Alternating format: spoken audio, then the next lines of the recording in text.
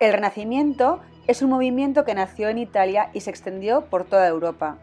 A España llegó en el siglo XVI y fue una época de profundos cambios en todos los ámbitos de la vida, además de un tiempo con gran esplendor artístico.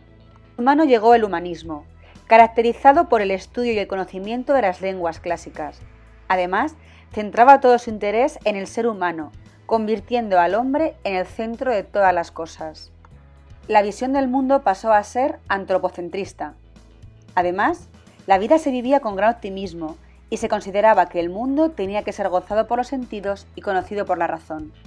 Asimismo, se creó un canon de belleza artístico basado en el clasicismo grecolatino que buscaba la proporción, el equilibrio y la idealización.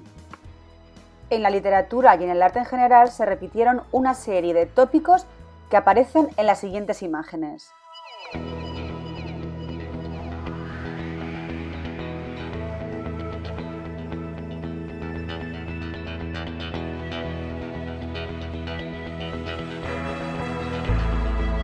En lo que se refiere a la poesía renacentista española, hay que dividirla en dos grandes grupos. La poesía tradicional castellana, que siguió utilizando composiciones y estrofas autóctonas como redondillas y en las que el verso más utilizado fue el octosílabo. Por otro lado, está la poesía italianista, que introdujo formas métricas como el endecasílabo y el heptasílabo, además de otras composiciones y estrofas como el soneto, la lira o la silva.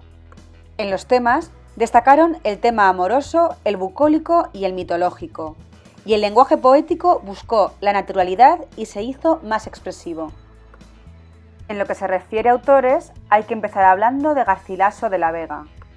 Garcilaso escribió 38 sonetos en los que canta sobre todo al amor y compuso 5 canciones, de las que sobresalen especialmente la canción 3 y la 5.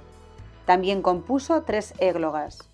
En la primera, por ejemplo, 2 pastores, Salicio y Nemoroso, se lamentan de la infidelidad de Galatea y de la muerte de Elisa respectivamente, en medio de una bella naturaleza. Las características de la poesía de Garcilaso están en el siguiente cuadro.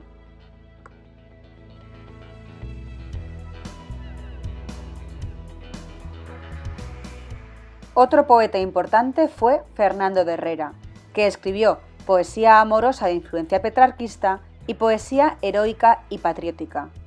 A este último grupo pertenecen, por ejemplo, la canción Por la batalla de Lepanto o la canción A Don Juan de Austria. Otra de las corrientes poéticas que se dio en España en el siglo XVI fue la poesía religiosa. Uno de sus principales representantes fue Fray Luis de León. Su producción poética es en buena medida traducciones y adaptaciones de las obras clásicas.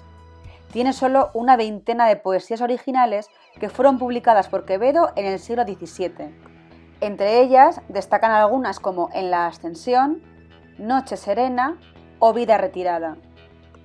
Estrechamente ligada a la poesía religiosa aparece la mística, que es un movimiento religioso que busca llegar a la máxima experiencia de la espiritualidad, el contacto con Dios.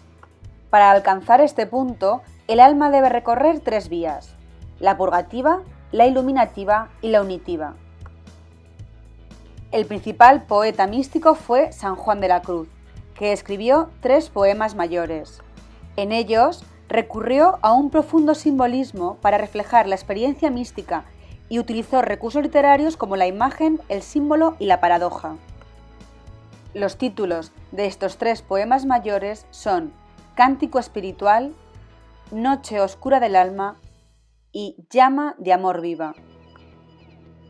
En lo que se refiere al teatro renacentista, a principios del siglo XVI destacaron 3 autores de teatro muy diferentes. Empezaremos hablando de Juan de la Encina, cuyo teatro todavía tenía rasgos medievales. Es autor de la égloga de Plácida y Victoriano.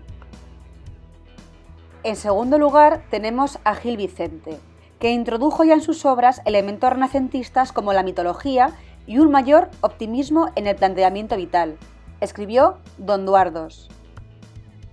Para continuar, hablaremos de Lope de Rueda, conocido sobre todo por sus pasos, que son piezas breves, en prosa y de carácter popular.